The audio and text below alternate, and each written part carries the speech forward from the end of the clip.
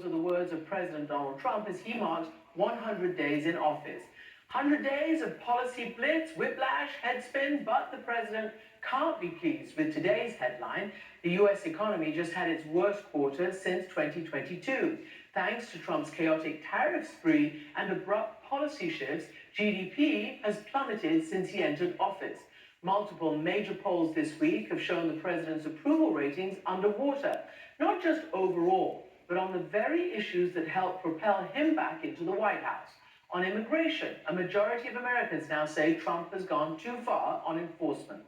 But Trump insists this is what his voters signed up for, and the MAGA faithful still stand by him. Today, immigration authorities finally released detained Palestinian Columbia University student Mohsen Madawi following a judge's order. He had been arrested earlier this month after arriving for an interview for his U.S. citizenship. I'll ask you one of the most important things. President Trump, in his latest interview blitz that he's done for these 100 days, said that this is what his voters signed up for. Even, as we said, the GDP is down, prices are up, uncertainty for business and all the rest of it. But he said this is what they signed up for. Is that what he telegraphed on the campaign trail?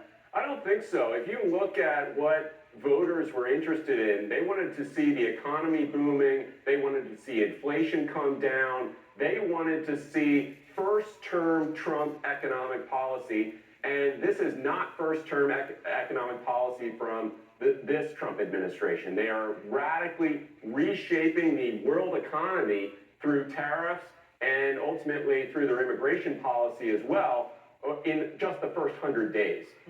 So, just staying on tariffs for a moment, the latest CNN poll shows 59% of the public says Trump's policies have made the economy worse, and for them as well.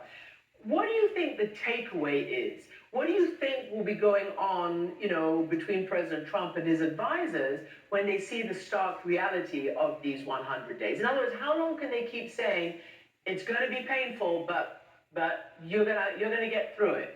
Well, I think they can say it for a while. They're not looking at the short-term electoral consequences from this.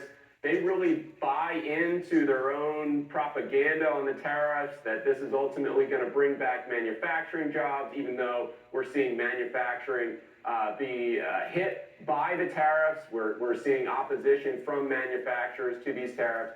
So, yes, they're going to keep saying it, and they're going to keep saying it until actually an election punishes them for it. I want to play a little bit of a soundbite from the CEO of Ford Motor Company, who spoke to CNN's Erin Burnett earlier, and he talked about how even Ford, a company deeply committed to American manufacturing, is feeling the pain of tariffs in certain essential instances. Here's what he said.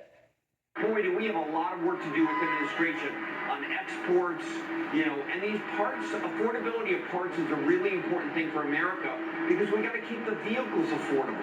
Yes, we want to make them like Ford does in the U.S., but we also want to make the vehicles affordable that are built in the U.S., and the parts are critical for that.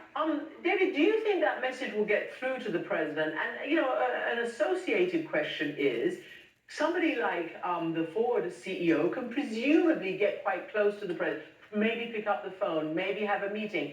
But so many other American small and medium business owners are, really complaining about practically losing their shirts and everything else that they've mortgaged to the hilt for their businesses. Yeah, absolutely. We're going to see more crony capitalism as a result of these tariffs, as you have the big players be able to convince the president to give